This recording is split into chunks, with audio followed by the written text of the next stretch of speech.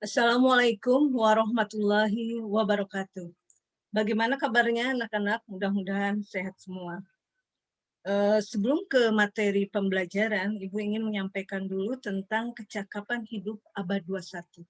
Nah, sesuai dengan tujuan pendidikan nasional, yaitu mencerdaskan kehidupan bangsa untuk berkembangnya potensi peserta didik agar menjadi manusia yang beriman dan bertakwa kepada Tuhan Yang Maha Esa, berakhlak mulia, sehat, berilmu, cakap, kreatif, mandiri, dan menjadi warga negara yang demokratis serta bertanggung jawab.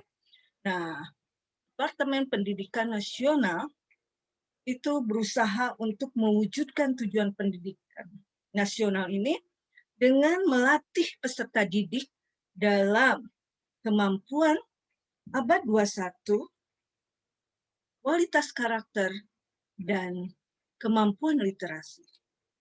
Baiklah, kita bahas satu persatu bahwa dalam kecakapan abad 21 itu kita harus memiliki kompetensi abad 21, kualitas karakter, dan kemampuan literasi. Yang pertama yaitu kecakapan hidup abad 21. Nah, di era saat ini atau zaman milenial, teknologi begitu cepat berkembang, di mana pada saat ini ditandai dengan berbagai macam hal. Yang pertama, revolusi digital yang mengubah sendi-sendi kehidupan, budaya, peradaban, masyarakat, termasuk pendidikan. Kemudian yang kedua, globalisasi. Yang ketiga, perubahan dimensi kehidupan akibat globalisasi. Yang keempat, perubahan yang cepat, ruang dan waktu menjadi semakin ringkas. Yang kelima, masyarakat padat pengetahuan, informasi, dan jaringan menjadi modal yang sangat penting. Dan yang keenam, abad kreatif dan inovatif. Kemudian keterampilan belajar dan berinovasi. Yang pertama yaitu memiliki kemampuan berpikir kritis. Nah, maksudnya ya bahwa kita sebagai generasi muda itu harus menggunakan pemikiran dalam mengolah data, argumen, kemudian menguji hasil lewat analisis. Dan itu diaplikasikan dalam kehidupan sehari-hari dan kehidupan dalam belajar. Ya, kemudian yang kedua, mampu menyelesaikan masalah.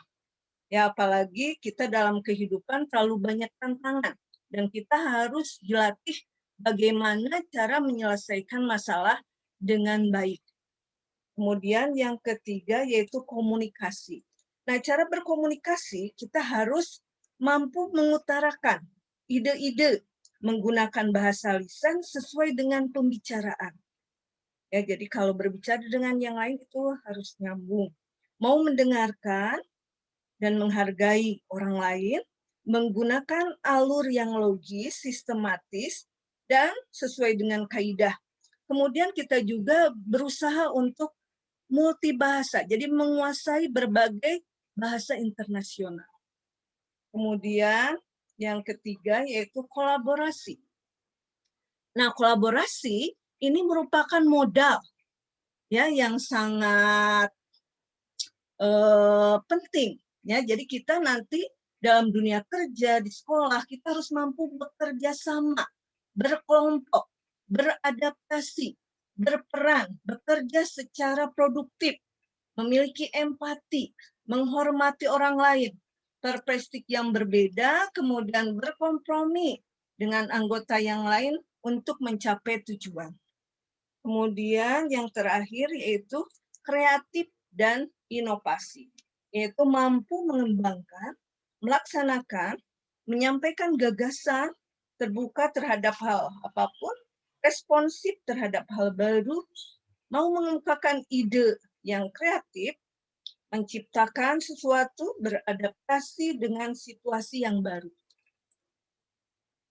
Kemudian menguasai media dan informasi, Ya, tidak dipungkiri bahwa saat ini dalam era digital, tentu kita harus menguasai komputer salah satunya. Kemudian kita menguasai IT. Kemudian kita juga harus mau belajar ya dengan hal-hal baru tentang teknologi informasi dan komunikasi. Kemudian yang kedua, kemampuan menguasai media dan informasi. Nah, kita tahu bahwa di zaman ini itu dinamakan juga revolusi industri 4.0. Nah, ini merupakan sebuah lompatan besar di sektor industri di mana teknologi informasi dan komunikasi dimanfaatkan sepenuhnya guna mencapai efisiensi yang setinggi-tingginya sehingga menghasilkan model bisnis baru berbasis digital. Nah, tentu saja kita sebagai generasi penerus, kita tahu bahwa di depan mata berbagai tantangan itu sangat besar, sehingga kita harus mampu menyesuaikan dengan situasi kondisi saat ini. Di mana sekarang ini sudah terjadi pergeseran, di mana industri-industri yang tadinya dikuasai oleh industri berat, minyak, itu terjadi pergeseran dikuasai oleh industri-industri software seperti Apple, Amazon, Google, Microsoft, Facebook, itu sudah menguasai dunia usaha saat ini, termasuk di Indonesia. Seperti Gojek, Tokopedia, Oppo, Bukalapak, Traveloka, itu sudah menguasai industri di dunia, termasuk di Indonesia. Kemudian yang ketiga yaitu kemampuan teknologi. Ya tentu saja kita walaupun berada di negara yang sedang berkembang, kita harus berusaha untuk beradaptasi dengan teknologi dunia yang semakin maju. Kemudian yang lainnya yaitu kemampuan hidup dan berkarir. Nah, dalam kemampuan hidup dan berkarir, yang pertama kita itu harus fleksibel dan adaptasi. Nah, kemudian yang lainnya yaitu inisiatif dan mandiri. Ya, bahwa dalam kehidupan kita harus memiliki inisiatif dan hidup mandiri. Kemudian yang lainnya yaitu mampu berinteraksi sosial, ya mampu berkomunikasi dengan lingkungan, kemudian juga produktif. Ya dalam kehidupan kita nggak boleh pasif, ya harus memiliki cipta. Kemudian akuntabel, bertanggung jawab, terus memiliki jiwa kepemimpinan dan belajar sepanjang hayat. Nah, kemudian yang lainnya kita harus memiliki kualitas karakter.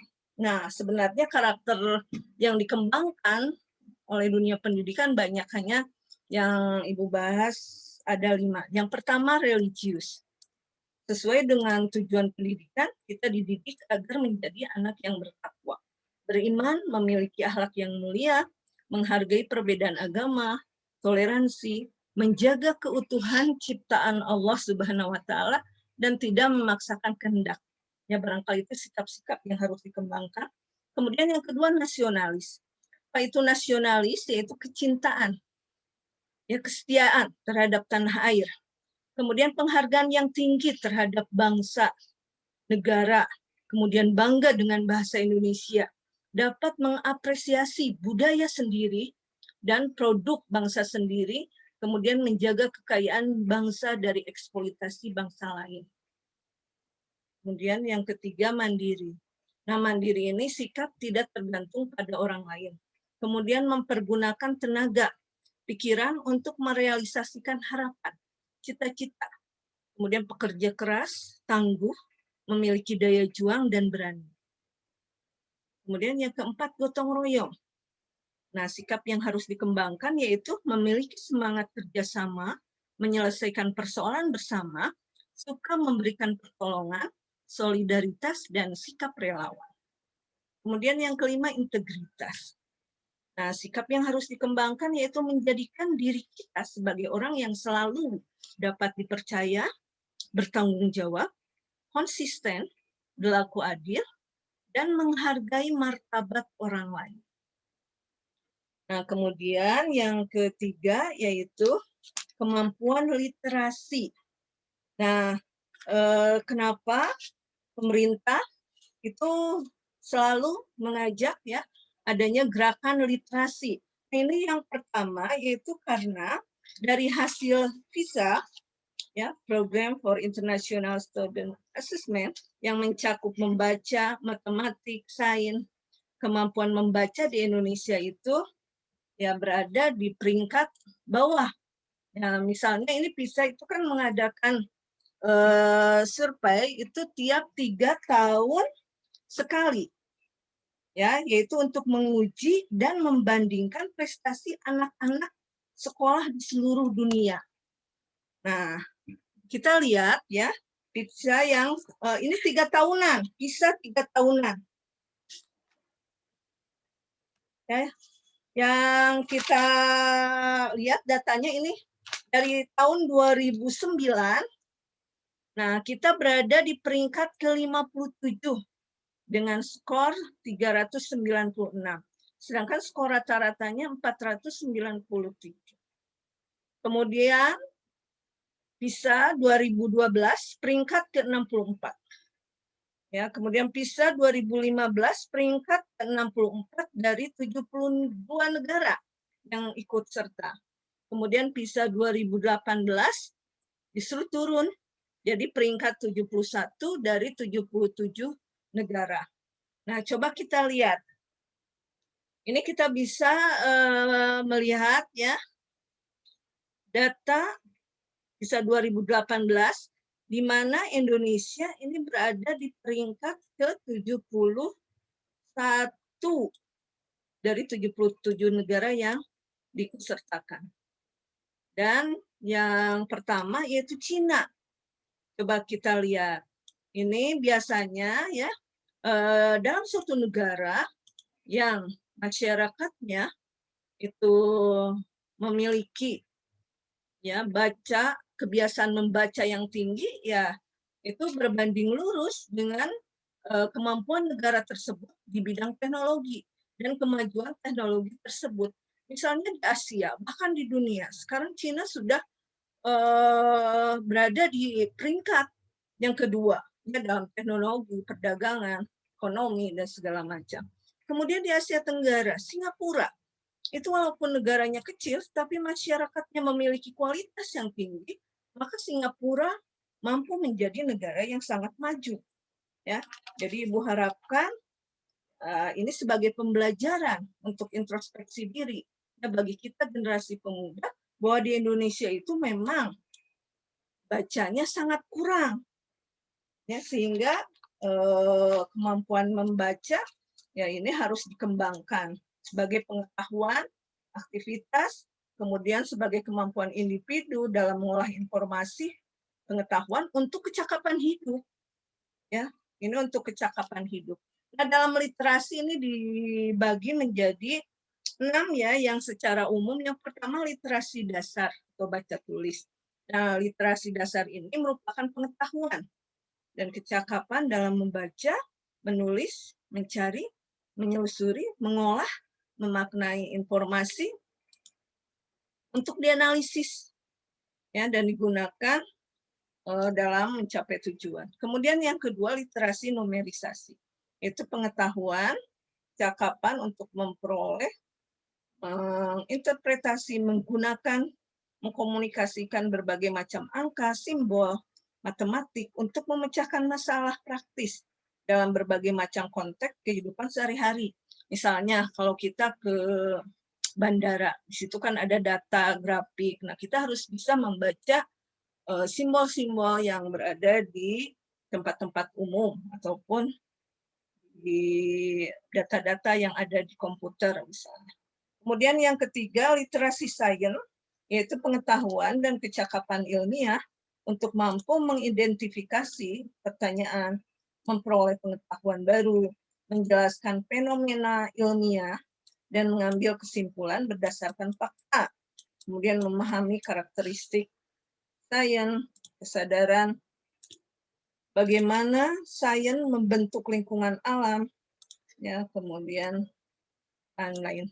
Kemudian yang keempat yaitu literasi digital. Nah, pengetahuan dan kecakapan untuk menggunakan media dan digital, serta alat-alat komunikasi jaringan dalam menemukan, mengevaluasi, membuat informasi, memanfaatkannya secara sehat, bijak, cerdas, cermat, tepat, dan patuh hukum, ya, dalam rangka membina komunikasi dan interaksi dalam kehidupan sehari-hari. Jadi kita menggunakan komputer, internet, itu harus bijak, ya, jangan. Jadi kita harus melihat hal-hal positifnya. Kemudian yang lainnya yaitu literasi finansial atau keuangan, yaitu kecakapan untuk mengaplikasikan tentang pemahaman, tentang konsep, resiko, keterampilan agar dapat membuat keputusan yang efektif dalam konteks finansial. Ya, untuk tujuannya meningkatkan kesejahteraan finansial, baik itu individu, sosial, dan juga dapat berpartisipasi dalam lingkungan masyarakat. Kemudian yang keenam yaitu literasi budaya dan kewarganegaraan, yaitu pengetahuan dan kecakapan dalam memahami dan bersikap terhadap kebudayaan Indonesia sebagai identitas bangsa. Jadi kita harus menghargai dan mencintai budaya Indonesia sendiri. Kemudian juga literasi kewarganegaraan yaitu pengetahuan dan kecakapan dalam memahami hak dan kewajiban sebagai warga negara masyarakat Indonesia. Ya. Nah, barangkali itu yang dapat Ibu sampaikan. Jadi intinya kita harus melatih diri, ya, bahwa kita harus melatih diri dalam